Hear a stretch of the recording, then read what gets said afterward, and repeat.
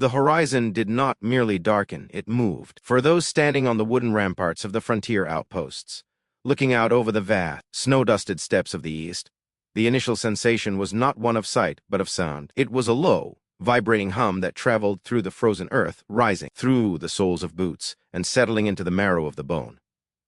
It was the sound of a tectonic shift in history. Slowly, the source of the vibration revealed itself. It was not a storm, though it carried the force of one. It was a living ocean of men and horses, a force so massive that chroniclers of the time wrote that the squeaking of their heavy supply carts alone was enough to drown out the sound of thunder.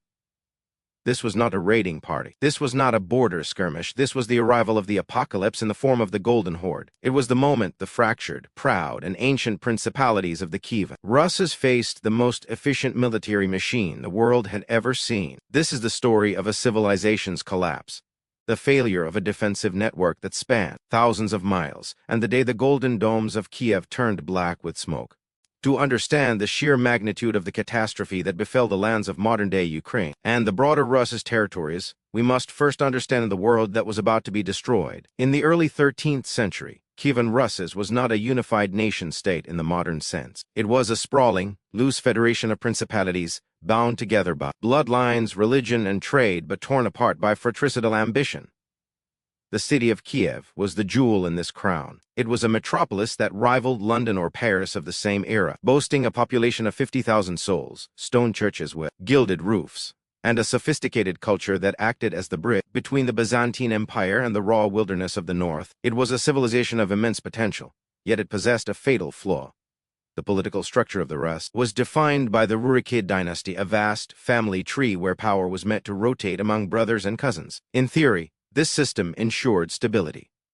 In practice, it bred constant, bloody civil war. Princes fought princes for the title of Grand Prince of Kiev. They spent decades sharpening their swords against one another, building defenses designed to repel their cousin from the neighboring principality. Rather than looking to the endless steppe where the true danger was gathering, they had become experts in localized warfare, in sieges of attrition against familiar enemies. They were utterly unprepared for total war brought by an alien intelligence.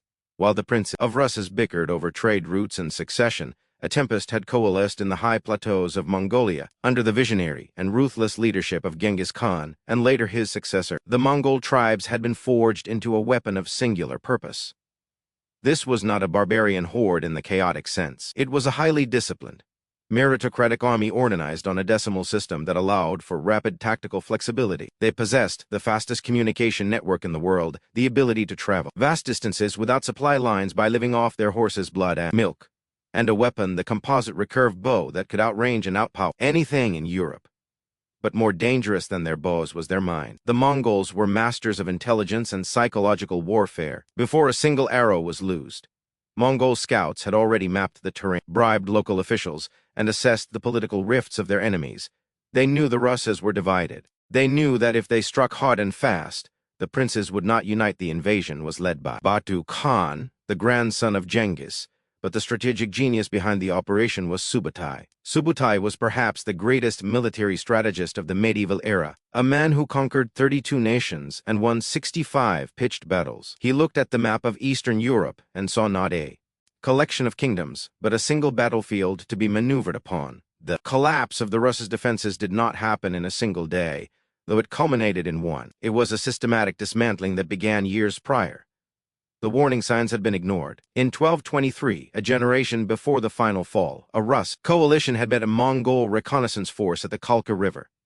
The Rus were arrogant. They believed their heavy cavalry and numbers would crush the nomads. Instead, they were lured into a feigned retreat, stretched out and annihilated. The princes who surrendered were executed in a manner that foreshadowed the horror to come, crushed under wooden floorboards while the Mongol generals feasted atop them. The survivors fled, telling tales of a demon army. But as the years passed and the Mongols vanished back into the east, the Rus' princes returned to their infighting. They convinced themselves it was a one-time raid. They went back to sleep. When the Mongols returned in the late 1230s, they did not come as raiders. They came as conquerors. They employed a strategy that terrified the Rus: winter warfare. The heavy forests and swamps of the north had always been the Rus' natural defense. Armies could not move through the thick mud of spring or autumn. But the Mongols waited for the deep freeze. They used the frozen river systems, the Volga, the Oka, and eventually the Dnieper as highways of ice. Their horses, unshod and shaggy, were adapted to the cold. They moved at a speed that defied logic, appearing outside city gates before the alarm could even be raised. The first phase of the collapse occurred in the northeast. Cities like Ryazan and Vladimir fell within days. The Mongols brought with them Chinese siege engineers captured during their campaigns in the east. These engineers built terrifying machines, traction trebuchets, giant crossbows, and gunpowder charges. The wooden walls of the Rus' cities, formidable against local rivals, were splintered into kindling by this technology. The psychological impact was devastating. The Rus' defenders would look out and see their own people, captured in previous raids, being forced to build the palisades that would imprison the city. When Ryazan resisted, it was erased. The chroniclers wrote that no eye remained open to weep for the dead. This was the Mongol strategy: terror as a weapon, surrender and pay tribute, or face total annihilation. As the northern principalities burned, the refugees fled south, toward Kyiv. They brought stories of a force that could not be stopped, of a sky darkened by arrows, of cities turned to ash. But even then, unity remained elusive. The Grand Prince of Kyiv, Mikhail, failed to organize a cohesive defense. Instead of rallying the remaining princes into a grand coalition, there was a paralysis of leadership. When Mongol envoys arrived to demand surrender, the Kyivans made a fatal error. They killed the ambassadors. In the Mongol code of laws, the yasa, the person of an ambassador was sacrosanct. To kill an envoy was to declare that no negotiation was possible, that only death would settle the dispute. By this act, Kyiv signed its own death warrant. By 1240, the noose was tightening. The Mongol armies swept through the steppes of what is now southern Ukraine, brushing aside the nomadic Kyivan tribes who had often been enemies of the Rus, but now found themselves fellow victims. The Kyivans fled west, leaving the southern flank of Kyiv wide open. The defenses of the outlying towns crumbled one by one. Chernihiv, a powerful city and rival to Kyiv, was besieged and sacked. The smoke from the burning towns clouded the horizon. In late autumn of 1240, the vanguard of the Mongol army arrived on the left bank of the Dnieper River, opposite Kyiv. The sight that greeted the Mongol commanders was breathtaking. Kyiv rose from the high banks of the river, a golden dome testament to Orthodox glory. Its walls were massive, a combination of earthworks and intricate timber framing, reinforced with stone towers. It was known as the mother of Rus' cities.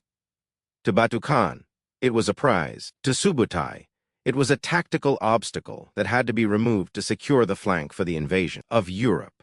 Inside the city, the atmosphere was one of dread, mixed with religious fatalism. The Grand Prince had fled, leaving the defense of the city to a low-ranking but courageous voivode named Dmytro. Dmytro was a capable soldier, but he was tasked with the impossible. The city was packed with refugees. Food supplies were strained. The garrison was determined, but they were vastly outnumbered, and they were facing an enemy that had never lost a siege of this magnitude.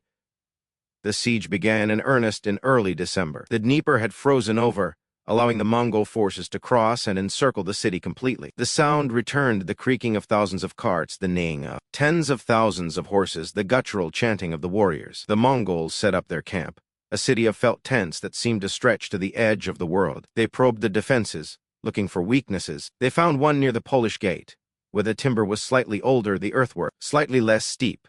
Day and night, the bombardment was relentless. The Chinese engineers constructed heavy catapults that hurled massive stones against the walls. The constant thudding of impact became the heartbeat of the city. The wooden palisades began to splinter. The defenders tried to repair the breaches under a hail of arrows, but the Mongol archers were precise and deadly. They could shoot a man in the eye from distinct distances. The Russet archers on the walls returned fire, but they were overwhelmed by the sheer volume of projectiles. It was said that the arrows fell like rain, so thick that they blocked out the weak winter sun. The collapse of the outer defenses happened swiftly. The catapults concentrated their fire on a single section of the wall until the timber shattered and the earthworks slumped. With a roar that shook the ground, the Mongols launched their assault. They did not charge mindlessly. They advanced in disciplined waves, shielded by heavy wooden mantlets. The Rus' defenders fought with the desperation of men protecting their families. Hand-to-hand combat erupted in the breach. Spears clashed against curved sabers. Axes bit into leather armor. Voivode Dmytro was everywhere, rallying his men, plugging gaps in the line. But for every Mongol soldier that fell, two more seemed to take his place. The weight of numbers was inexorable. By nightfall, the Mongols had secured a foothold on the ramparts. The defenders fell back to the inner city, to the Detonets, the fortified citadel where the aristocracy lived. The night offered no respite. The Mongols did not sleep. They rotated their troops, keeping the pressure constant. The citizens of Kiev, realizing the outer walls were lost, flocked to the great stone churches, believing that God would protect them where wood and stone had failed. The Church of the Tides, the oldest stone church in Kiev, became the final refuge. Hundreds of people, women, children, the elderly crammed into the sanctuary, climbing up to the balcony levels, dragging their possessions with them. The next morning brought the final collapse. The Mongols brought their battering rams through the captured outer gate and began to pound against the fortifications of the inner city. Here resistance was fierce, but the outcome was no longer in doubt. The defenders were exhausted, wounded, and cut off from any hope of relief. When the inner walls were breached, the slaughter began. The Mongols poured into the narrow streets of the citadel. The fighting was brutal and intimate. Fires started, fueled by the wooden structures of the noble houses, sending plumes of black smoke into the freezing air. The final tragedy played out at the Church of the Tides. The building was so packed with terrified refugees that the sheer weight of the people on the upper balconies, combined with the structural damage from the battering rams pounding the walls outside, caused a catastrophic failure. With a deafening crash, the stone vaults collapsed. The sanctuary became a tomb. Those who were not crushed were cut down by the invaders who stormed the ruins. The fall of Kiev was absolute. The city was subjected to a systematic sack. The Mongols stripped the gold from the church domes, looted the treasury, and enslaved the artisans who could be of use to the Khan. The population was decimated. Of the 50,000 inhabitants, barely 2,000 survived. The city that had been the envy of the East was reduced to a scattering of huts among blackened ruins. It would not recover its former glory for centuries. But the collapse of Kiev was more than just the destruction of a city. It marked the end of an era. The fall of the capital signaled the total disintegration of the Kyivan Rus as a political entity. The bonds that had held the principalities together were severed. The southern lands, depopulated and devastated, became the wild fields, a buffer zone controlled by the Golden Horde. The center of political gravity in the region began a long, slow shift northward, eventually consolidating around a minor trading post called Moscow, which would rise under the tutelage and taxation of the Mongol overlords. The military analysis of this collapse reveals a painful truth. The Ruses were not defeated solely by superior numbers, but by a superior system of war. The Rus fought as individuals, seeking personal glory and defending local interests. The Mongols fought as a collective organism, driven by a strategic vision that spanned continents. The Rus relied on static defenses, walls, and forts which trapped them. The Mongols relied on mobility, which allowed them to choose the time and place of every engagement. The collapse was a failure of imagination. The Rus princes could not conceive of a threat that operated on such a scale, and so they prepared for the wars of the past while the future descended upon them. Voivode Dmytro, the commander of the defense, was captured alive. In a rare display of respect for a courageous enemy, Batu Khan spared his life, stating that he had never seen a man fight so bravely. But Dmytro was a general without an army, a guardian of a graveyard. He watched as the horde dismantled the civilization he had sworn to protect. The aftermath of the invasion reshaped the genetic and cultural map of Eurasia. The Tatar yoke, as the period of Mongol dominance came to be called, lasted for nearly 250 years. It severed the Rus lands from developments in Western Europe, such as the Renaissance, and oriented them toward the East. It instilled a deep-seated fear of invasion from the steppe, a trauma that would influence the strategic thinking of the region's leaders for nearly a millennium. The day Kiev's defenses collapsed was the day the medieval order in Eastern Europe died. It demonstrated the terrifying efficacy of total war and the fragility of divided nations. The Mongol war machine did not just breach a wall, it breached the continuity of history. As the dust settled and the horde moved on to invade Hungary and Poland, leaving the smoking ruins of Kiev behind, a silence fell over the steppe. It was the silence of a vacuum where a great power had once stood. Today, archaeologists digging in the layers of soil dating to 1240 still find the evidence of that day, layers of ash, broken icons, and the mass graves of those who huddled in the Church of the Tides.